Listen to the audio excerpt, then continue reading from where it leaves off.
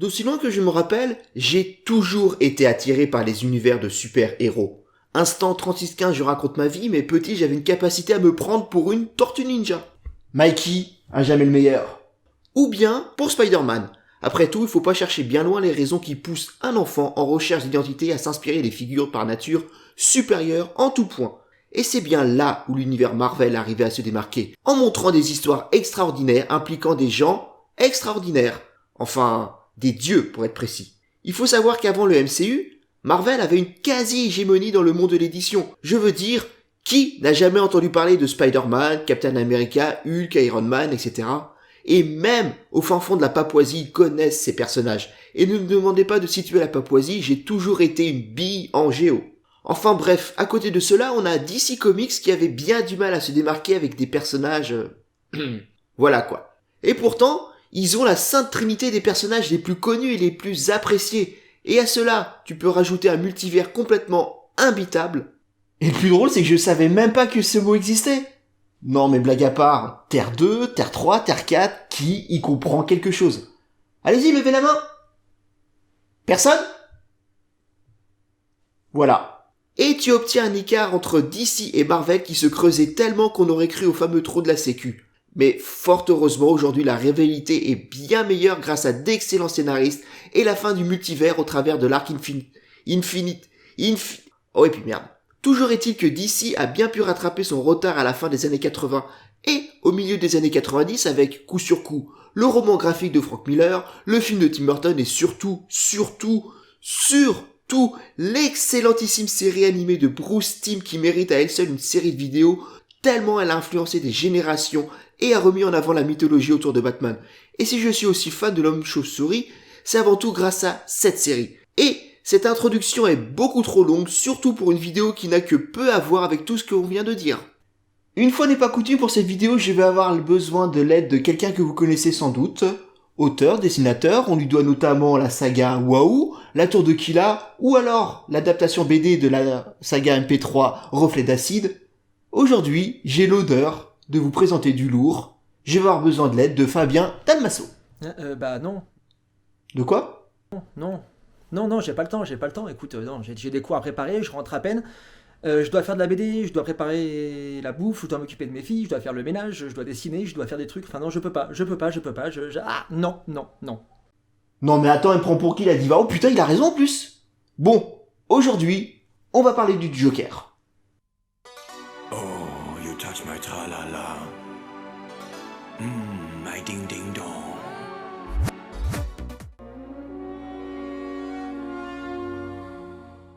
Bon, inutile de présenter le Joker, personnage créé par Jerry Robinson, Bill Finger et Bob Kane, et apparu dans le comics Batman numéro 1 dès 1940, et donc nous avons célébré les 80 ans du Clown Prince du Crime. Au risque de me répéter, il est inutile de présenter l'antagoniste principal de Batman, tant il est connu de tout le monde. Mais peu de monde sait que pour sa création, ses papas se sont inspirés de l'affiche d'un film, L'homme qui rit avec Conrad Veidt, sorti en 1928, et inspiré du roman homonyme de Victor Hugo, et rien que ça, c'est la classe. Pas mal, non? C'est français. D'ailleurs, sur l'affiche, on identifie tout de suite le Joker de par ses cheveux verts, son teint blanc plus blanc que blanc, et ses lèvres rouges. Pour ce qui est de la biographie du Joker, là, c'est de suite beaucoup moins clair du fait de la nature même du Joker. D'après le Killing Joke d'Alan Moore, le Joker était auparavant un acteur et humoriste raté, qui ne cherchait qu'à subvenir aux besoins de sa femme enceinte. C'est pour cela qu'il accepta de cambrioler une usine de produits chimiques, et ne commencez pas à me demander qui peut bien cambrioler ce genre d'usine, sinon on n'est pas rendu. Coiffé d'un étrange casque rouge pour faire croire à un criminel, le Red Hood. Bien évidemment, cela va mal se finir et notre bisu va tomber dans l'une des cuves avant de perdre la raison et de devenir notre Joker.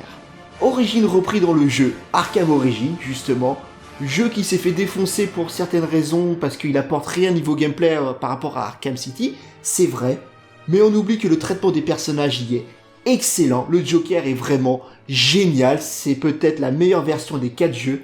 Bane, pour une fois, n'est pas qu'une simple brute sans cervelle, mais bien un excellent personnage, puissant, charismatique et extrêmement intelligent. Et en plus, on a l'un des meilleurs boss fights de toute la saga avec le combat contre Deathstroke. D'ailleurs, ce one-shot a inspiré le film de Tim Burton où Jack Napier, le tueur des parents du jeune Bruce, s'est fait jeter dans une cuve de produits chimiques par Batman. Du coup, on se retrouve avec le Joker qui a créé Batman et Batman qui a créé le Joker.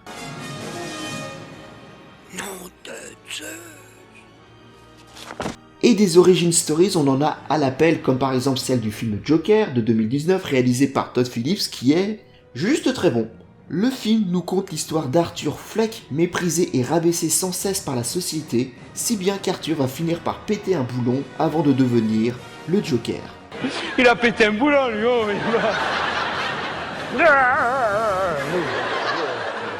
Il a pété un boulon, lui, hein. Bon, tu viens, approche-toi, parce qu'il y a le... Il a pété un boulon, lui, hein. Encore une fois, très bon film, même si à mon avis, beaucoup trop ancré dans notre monde, tellement il décrit les dérives de notre société et non celle du monde de Batman. À cela, on pourrait continuer toute la journée, comme avec l'origin story du Joker de la série Gotham, que je ne parlerai pas car je n'ai pas vraiment accroché à cette série en fait, bon, etc. Et le plus drôle, c'est que parmi toutes ces histoires, aucune n'est totalement vraie ou fausse, car on parle d'un personnage si complexe qui défie toute logique et on ne peut absolument pas se fier à ses propres souvenirs. Dans le film de Nolan, le Joker nous décrit l'origine de ses cicatrices de façon si différente qu'on pourrait légitimement se dire que toutes sont fausses. Mais il serait tout aussi possible de se dire qu'elles sont toutes vraies. Oui, car il se pourrait qu'à chaque instant où il raconte cette histoire, le Joker se persuade tant de la véracité de chaque version que ça en devient vrai. Le Joker a autant d'origin stories que d'auteurs, et tous ont sans doute raison, car le Joker lui-même ne semble pas connaître sa propre origine. Une étude psychiatrique sur le personnage du Joker semble montrer qu'il souffre d'une super personnalité. Le Joker a un besoin sans cesse de se créer une personnalité, ce qui le fait passer sans cesse du clown au psychopathe, en passant par toute une palette d'émotions. Un peu comme dans le roman graphique de Brian Azzarello, où le Joker, après avoir négocié avec force pour retrouver son territoire perdu, s'arrête en pleine rue pour jouer à la roulette russe, sans raison apparente. Et moi personnellement, je ne veux pas connaître l'origine du Joker. Le Joker est le mal absolu, il est l'être le plus maléfique de tout le DC Universe, et peut-être l'un des meilleurs méchants tout univers confondu. En fait, je ne veux pas connaître l'origine du Joker, parce que si tu lui donnes une origine, alors il ne sera plus le mal absolu, mais tout simplement le produit d'une entité plus maléfique que lui. Par exemple, dans le film de 2019, c'est la société elle-même qui a poussé un inadapté à devenir le Joker. Du coup, le vrai méchant de l'histoire n'est plus Arthur, mais la société. Et de même, expliquer l'origine du mal absolu rend caduque le principe même de mal absolu. C'est comme pour les moissonneurs de Mass Effect ou les marchands blancs de Game of Thrones, à l'instant même où vous expliquez l'origine, inconsciemment vous expliquez la fin. Alors que ce sont censés être des menaces intemporelles. Ce qui n'a pas d'origine ne doit pas avoir de fin. Finalement, la seule chose qui semble être vraie, ou du moins compréhensible lorsqu'on parle du Joker, se passe dans le jeu Arkham Knight, où l'on apprend que le Joker ne craint qu'une seule chose, et ce n'est pas que le ciel lui tombe sur la tête, mais tout simplement d'être oublié. Le Joker, c'est un peu comme un enfant faisant toutes les bêtises possibles, car comme le dit si bien Milouz, les ennuis sont une forme d'attention. L'une des citations les plus connues d'Alfred Hitchcock est « Meilleur est le méchant, meilleur est le film ». Et ceci peut être généralisé pour tout média, allant de la pièce de théâtre à la bande dessinée franco-belge. Et c'est pour ce point précis que je trouve que l'univers de Batman est supérieur à tout autre univers de super-héros. Prenons par exemple le MCU, certainement l'univers le plus connu, car le plus exploité au cinéma. Inutile de présenter le MCU avec ses 23 films, ses séries Disney+, etc. Un jour, faudrait que je fasse une vidéo sur, selon moi, le plus grand problème du MCU. Spoil, c'est le concept même du MCU. Sans résumer tous ces films, on va simplement dire que nos héros vont affronter à chaque fois des ennemis de plus en plus puissants, pour finir sur la phase 3 avec une menace d'ordre cosmique. Beaucoup de gens ont aimé Thanos, un personnage tragique qui a choisi de sacrifier tout ce qu'il a pour la survie de la galaxie.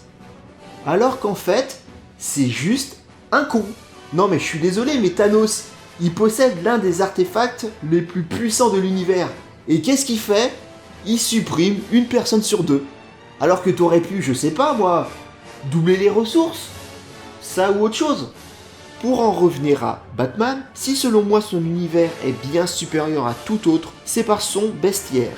On a vu que le MCU voit ses héros affronter des titans, des dieux, des planètes, oui, des planètes, alors que Batman affronte des monstres, mais des monstres humains.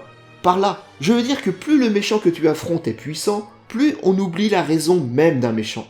Il est censé représenter le mal, mais faire un personnage trop puissant, impossible à vaincre, concentre la narration sur le combat, non sur le personnage, et c'est selon moi une grossière erreur. Monumentale erreur. Prenons par exemple le bestiaire de Batman. On a par exemple la famille Falcon, qui règne sur la pègre de Gotham City, mais voit son pouvoir contesté par des seigneurs locaux, comme Oswald Cobblepot, le pingouin, qui dirige le marché de l'armement illégal, ou alors Harvey Dent, qui lui est une représentation pervertie de la justice. Et le plus drôle, c'est que Cobblepot ou Dent sont des versions alternatives de Batman, dans le sens où Dent, il a sa propre version de la justice, comme Batman.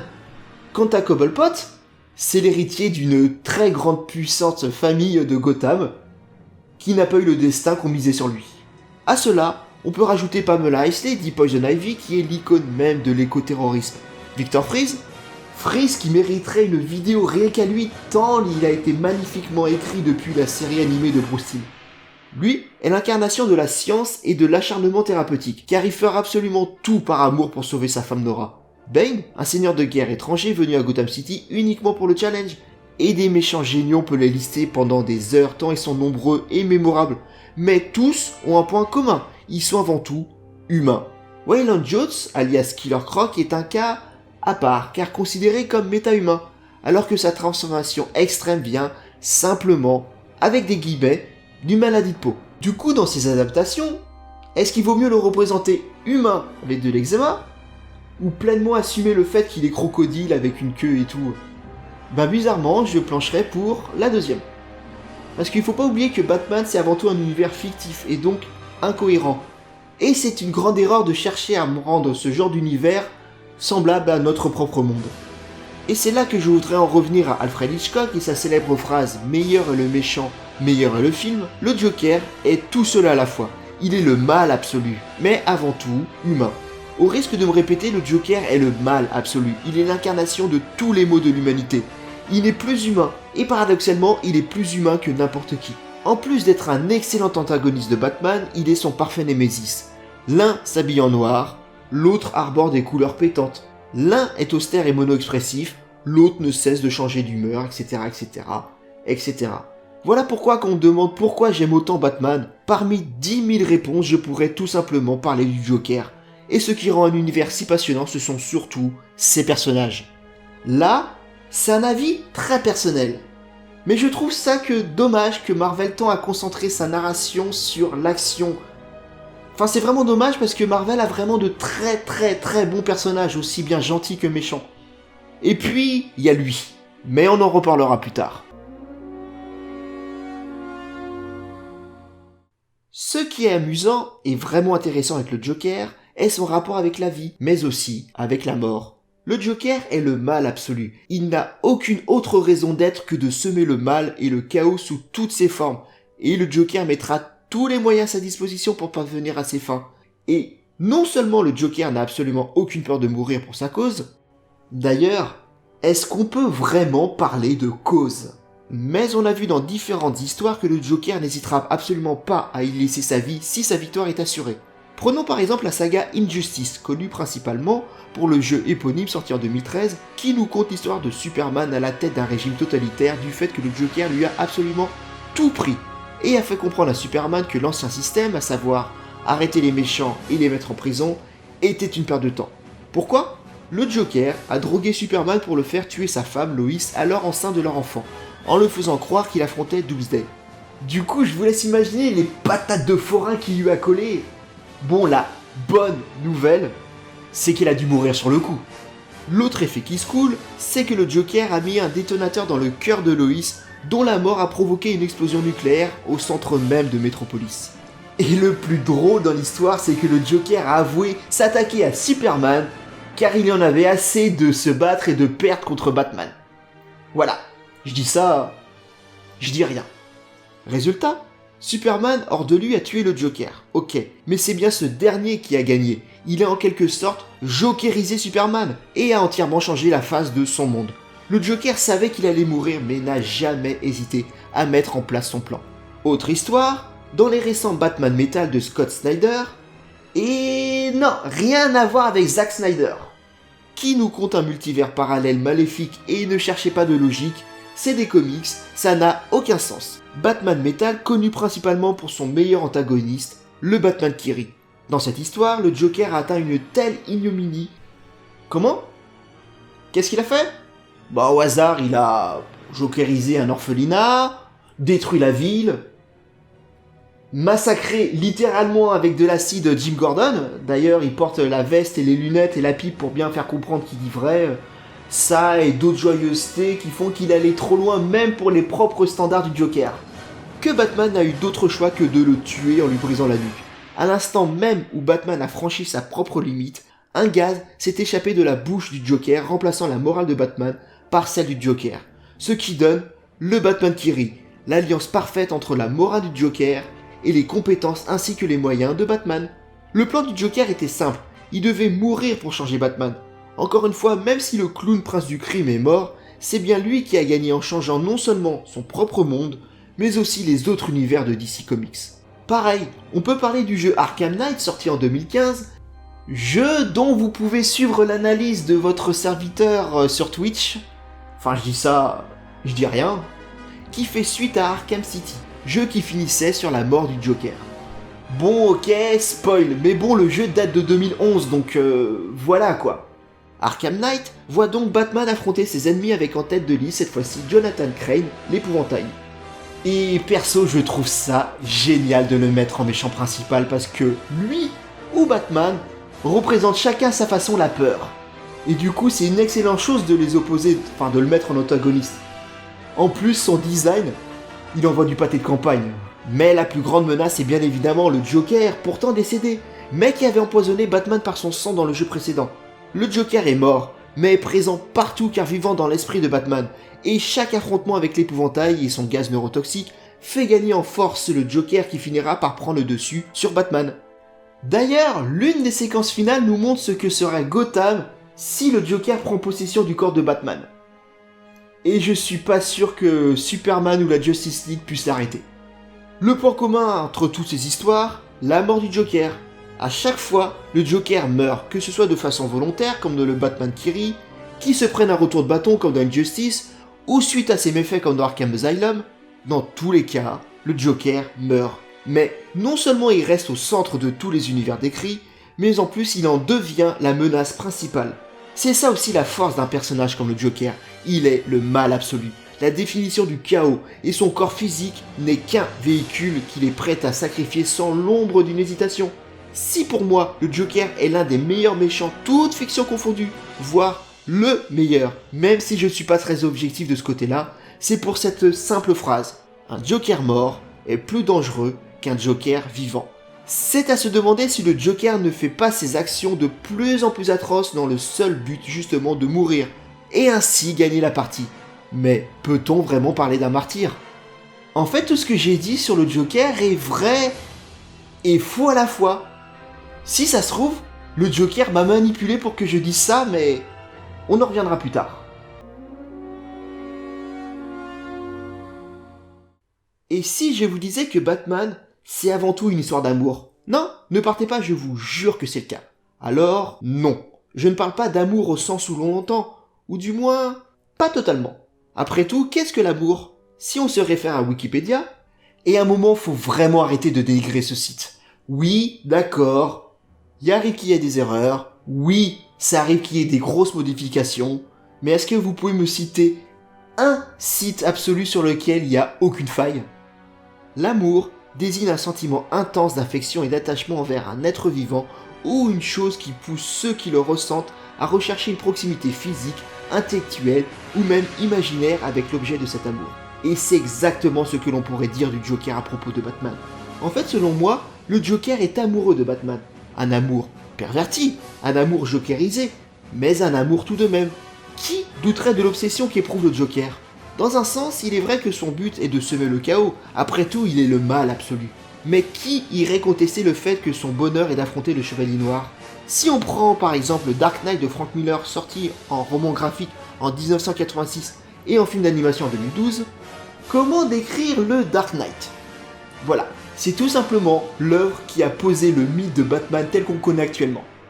Je dis pas que c'est Frank Miller qui a inventé Batman, mais faut pas oublier qu'avant lui, Batman, c'était Adam West. Voilà. Dans cette histoire, Batman ainsi que tout autre super-héros ont été forcés à leur retraite par un gouvernement ne supportant plus tout type de contre-pouvoir. Superman étant une exception car se mettant au service de ce gouvernement pour justement continuer à aider son prochain. Et si je vous parle de cela alors qu'on est censé parler d'amour et du Joker, c'est que dans cette œuvre, le Joker justement a complètement arrêté toute malveillance et erre tel un zombie sans âme dans les tréfonds d'Arkham suite à la retraite de Batman. Et là, je crois que c'est assez évident. Qui ne s'est jamais retrouvé vide? Qui s'est jamais retrouvé sans âme? Qui n'a jamais ressenti une tristesse absolue? Le fait d'être séparé de l'être le plus important de notre vie? Non mais je veux dire, tous ceux qui ont ressenti ce manque savent ce que vit le Joker. Non mais rien que là de vous en parler, Enfin bref. Le Joker est apathique jusqu'à ce que la télé parle vite fait du retour d'un certain Chevalier Noir. Et là, le Joker revit. Il restera d'abord incrédule, puis se mettra enfin à sourire en employant son premier mot depuis des années, chérie. Et là je veux dire, qui dit chérie à propos de Batman? Selina Kyle le fait. Talia al Ghul a dit mon amour, mais effectivement, Talia al Ghul. Non mais en plus, qui dit ça à Batman, mais en général même? C'est pas anodin si le Joker il emploie ce mot. Finalement, le Joker va redevenir lui-même et va pousser Batman dans ses limites morales, limites que Batman ne franchira pas. En fin de compte, le Joker se suicidera, heureux d'avoir affronté une dernière fois son seul et unique amour. Et oui, désolé Harley, mais tu n'as jamais été qu'un amusement pour Monsieur J. Il ne t'a jamais aimé. C'est triste. D'ailleurs, histoire de bien faire comprendre la relation amoureuse qui lie le Joker à Batman, la scène se passe dans un tunnel d'amour. Voilà. Là, je ne sais pas quoi dire d'autre si vous n'êtes toujours pas convaincu. Un autre exemple qui nous vient d'un Batman beaucoup plus léger. Prenons un exemple. Imaginez le téléfilm tout naze de début d'après-midi sur M6. Vous avez un gars et une fille. Au début de l'histoire, le gars vit et profite de sa vie avec plein d'autres personnes. Mais la fille pense que malgré ça, leur relation est unique et au-dessus de toutes les autres. Ce à quoi le gars lui répond que non, il n'y a rien de spécial entre eux et la fille n'est qu'une personne comme les autres. Comme les autres. D'abord déprimée, la fille va monter tout un plan pour faire comprendre au gars à quel point leur relation est unique et pour lui faire comprendre qu'il l'aime autant qu'elle l'aime. Ce à quoi son plan volera en éclats car le gars lui dira droit dans les yeux qu'il ne l'a jamais aimé et qu'il n'y a que lui dans sa vie. Finalement, la fille acceptera de passer à autre chose, estimant lui avoir laissé suffisamment de chance. Mais une suite d'événements va faire comprendre au gars qu'en réalité, il l'aimait et qu'il avait besoin d'elle, et à son tour va chercher à regagner son amour. Bref, tout est bien qui finit bien. Donc voilà, vous remplacez un gars par Batman, une fille par le Joker, et amour par haine, et vous avez exactement le scénario de Lego Batman sorti en 2017. Alors, oui, c'est Lego Batman, mais ça reste valable quel que soit l'univers et l'auteur. Le Joker a une obsession pour le Chevalier Noir. Il a toujours tout fait pour être auprès de lui, en utilisant ses compétences, en semant le chaos et la destruction. L'amour, c'est quand on ne cherche qu'à faire qu'un avec l'être aimé, et c'est exactement ce que cherche à faire le Joker avec, comme on a dit, le Batman qui rit, ou bien le Joker de Arkham Knight. D'ailleurs, en parlant de Arkham Knight, dans le DLC centré sur Batgirl, le Joker a monté tout un plan pour offrir les corps de Robin et de Batgirl en cadeau de Saint-Valentin à Batman. Puisque je vous le dis que c'est avant tout une histoire d'amour. Ça reste une histoire d'amour, un amour jokerisé, certes, qui à notre échelle ressemble à de la haine, mais après tout, quiconque a déjà ressenti les deux sait que la frontière entre amour et haine est mince. Et là, vous allez me demander, oui ok mais Geeks, pour toi, c'est lequel le meilleur Joker? La plupart des gens répondront Heath Ledger, et ils n'auront pas totalement tort. Après tout, sa performance dans le film de Nolan est juste incroyable. Et aujourd'hui encore, c'est fou de voir à quel point il s'est imprégné du personnage. Mais perso, je vois ça sous un autre angle. Pour répondre à la question, il est bon de se demander qui est le Joker ? Qu'est-ce qu'il représente ? Le Joker n'est pas qu'un être unique, mais bien un ensemble de symboles. Car c'est bien de ça qu'il s'agit quand on parle d'histoire de super-héros. De symboles. Le Joker est un agent du chaos, pour ne pas dire le chaos. Mais c'est aussi un chef de gang, un psychopathe, mais aussi le clown prince du crime. Il y a sans doute d'autres aspects, mais on va rester sur ces 4-là. Pour ce qui est du chaos, c'est vrai qu'il a été porté magistralement à l'écran par un Heath Ledger au sommet de son art. Ce Joker n'avait aucun autre but que de plonger Gotham dans le chaos sans raison apparente. Ce n'était pas l'argent ni la célébrité qui l'intéressait, mais comme le disait si bien Alfred, certaines personnes veulent tout simplement voir le monde brûler. Et c'est ça le Joker de Heath Ledger. Pour le chef de gang, car il ne faut pas oublier qu'à l'instar d'un pingouin ou d'un double face, le Joker a une grande partie de la PEC de Gotham et contrôle toute une économie souterraine. Il y a bien des membres du gang de Joker que l'on voit dans les jeux de Rocksteady, mais aussi dans les films, surtout dans le Batman de 1989, et c'est Jack Nicholson qui règne sur la pègre. D'ailleurs, fait intéressant dans les jeux, l'un des sbires dit que la ville a sombré dans le chaos, et qu'il serait bien que le Joker revienne pour y remettre de l'ordre. De l'ordre, car unique figure d'autorité, mais peut-on se poser la question, est-ce que le chaos peut devenir source d'ordre ? Toujours est-il que si pour vous, le Joker est un chef de gang dirigeant une partie de Gotham, alors le meilleur Joker, c'est Jack Nicholson. Pour le psychopathe, capable du meilleur, en fait non, capable uniquement du pire, alors Jared Leto est le meilleur Joker. Alors, oui, je sais qu'il n'apparaît que dans un seul film et pas vraiment le meilleur, et même Warner DC le désavoue car non seulement Jared paraît bien plus jeune que Ben Affleck, mais une théorie validée depuis nous dit que ce Joker est un ancien Robin jokerisé. Mais le peu qu'on voit de lui montre bien un psychopathe, adepte d'armes de tout type, dont le plus grand moment a été de torturer et de pervertir le docteur Harlan Quinzel pour en faire son Harley Quinn. Dans ce cas-ci, si pour vous le Joker est un psychopathe, alors le meilleur Joker, c'est celui de Jared Leto.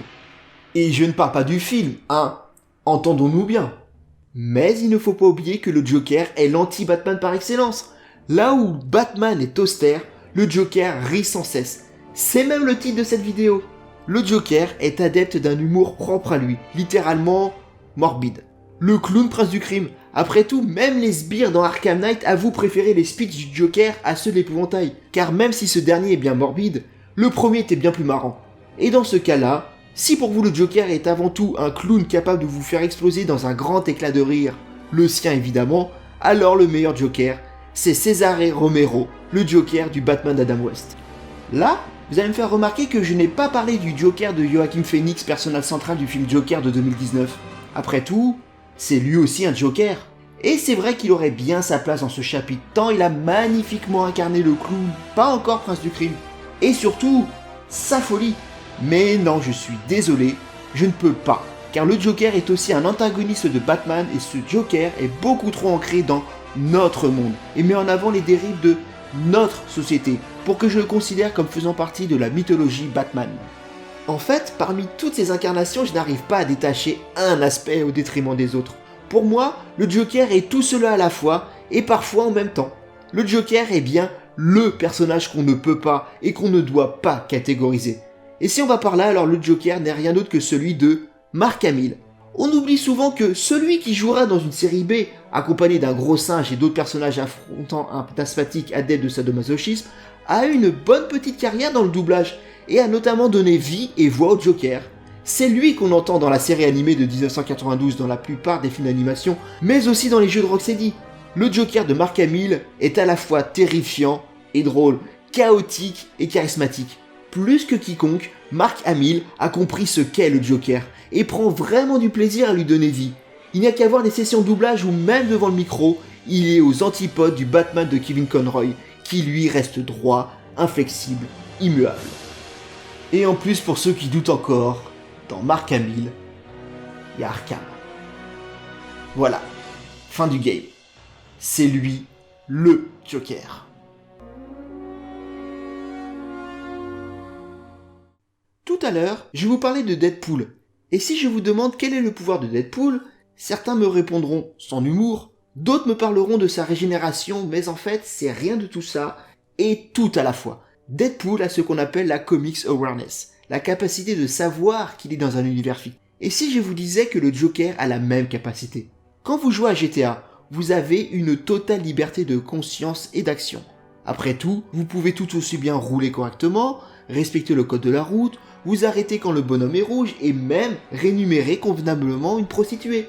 Mais vous pouvez aussi rouler comme un dératé, écraser tout ce qui bouge, vous promener avec tout un attirail et agresser le chaland, voire défoncer la première pute venue, etc. Et tout cela sans conséquence. Le pire qui puisse arriver est de vous faire arrêter et de reprendre la partie devant le commissariat ou devant l'hôpital comme si de rien ne s'était passé. Mais dans ce cas, est-ce que votre personnage est diabolique? Non, car il n'est que votre avatar. Il répond aux commandes du joueur qui, lui, sait que ce n'est qu'un jeu vidéo, un univers fictif où rien n'est vrai. Mais si on se place dans la tête d'un PNJ, il serait évident qu'il parlerait du joueur comme étant le mal de sa ville ou de son monde. Et si le Joker était comme cela, un simple avatar ayant conscience de l'irréalité de son monde, un personnage sachant qu'aucune action n'aura de conséquences? Cela expliquerait pourquoi le Joker agit sans aucune retenue, capable d'assouvir n'importe lequel de ses fantasmes. En fait, quand vous regardez un film, une série, un jeu Batman, vous ne suivez pas le héros, mais un simple PNJ. C'est comme si vous regardez quelqu'un jouer à un jeu GTA Gotham City et le véritable joueur incarne le Joker, jeu dans lequel Batman est la menace des 5 étoiles. Après tout, Batman arrête le Joker va en prison ou à Arkham, le Joker s'évade, le Joker recommence, etc. Exactement comme dans une partie de GTA. Cette théorie va loin, mais elle a le mérite de valider une chose simple. Tout univers fictif a forcément des incohérences, pour des raisons d'oubli, de gameplay ou de scénario. Et par exemple, même dans Le Seigneur des Anneaux, il y a des incohérences. Vous pouvez théoriser autant que vous voulez, mais la seule et unique raison pour laquelle la communauté n'utilise pas les aigles pour envoyer Frodon directement dans la montagne, c'est que s'ils avaient fait ça, il n'y aurait pas de film. Et je refuse de vivre dans un monde où il n'y a pas le Seigneur des Anneaux. Et même l'univers de Batman a ses incohérences. Pourquoi Batman ne s'est pas pris une balle en pleine tête depuis tout ce temps? Pourquoi il prétend ne pas tuer alors que vu les patates qu'il met, faut arrêter de se voiler la face? Pourquoi Batman doit gagner contre Superman? C'est un univers fictif et donc incohérent, et cette théorie explique cela. Tout est fictif et le Joker le sait et en profite. Cette théorie est aussi intéressante dans le fait que le Joker est un personnage si maléfique qu'il aurait développé cette conscience. Mais en plus qu'il arrive à manipuler non seulement son univers mais aussi notre réalité.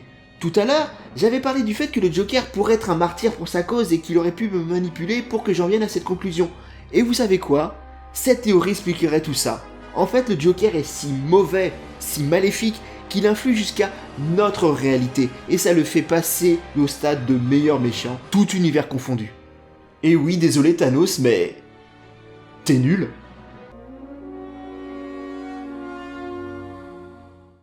Comment conclure là-dessus? Comment conclure sur un personnage si mauvais que même en écrivant cet épisode, j'ai dû me replonger dans une douloureuse déception amoureuse? Que dire sur ce personnage si maléfique qu'on en vient à sentir sa présence et son influence dans notre réalité? Le Joker est un personnage fascinant, et je suis pas sûr que Batman aurait autant de fans aujourd'hui s'il n'avait pas le Joker.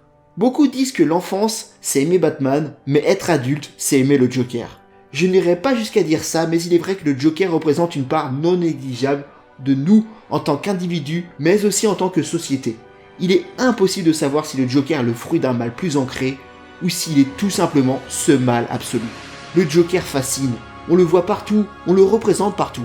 Le film de 2019 nous le montre comme figure de proue de contestation sociale qui nous font forcément le parallèle avec notre monde. Il est à la fois fictif et pourtant très présent, si bien que j'en suis venu à théoriser et à remettre en question son existence même. Le Joker est un excellent méchant car il est ancré dans l'humanité, dans chacun de nous. Il n'a pas de pouvoir, il n'est pas ici d'une menace extraterrestre ou extradimensionnelle, et ce n'est pas grave, c'est bien pour ça qu'il est le méchant ultime. Non, il est le chaos tapis au fond de nous, et en tant que tel, il est impossible de s'en débarrasser. Et si, depuis plus de 80 ans, le Joker n'était-il pas le personnage principal? Merci à vous d'avoir suivi cette vidéo, j'espère de ne pas avoir été trop loin et de ne pas vous avoir perdu, mais c'est vrai que ce sujet me porte vraiment à cœur. Sur ce, je vous dis suite à un prochain épisode et j'espère qu'on se reverra bientôt. Allez, salut les potos! Ciao!